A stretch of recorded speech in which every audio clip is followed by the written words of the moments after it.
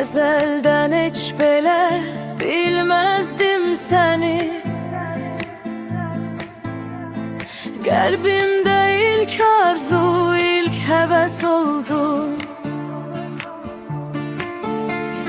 Qışda bahar kimi çox gəzdim mən səni. Yaz gəldi qar kimi görünməz oldu. İllər ötüb keçdi arzular təki.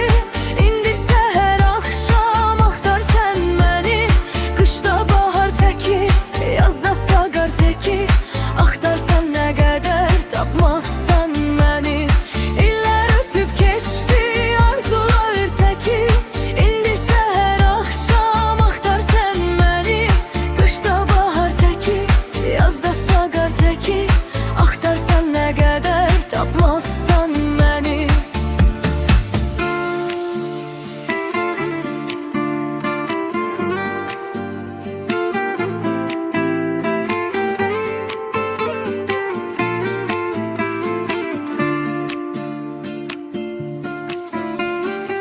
Əzəldən heç belə bilməzdim səni.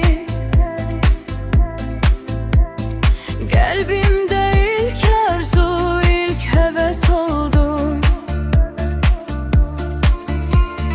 Qışda bahar kimi çox gəzdim mən səni. Yaz gəl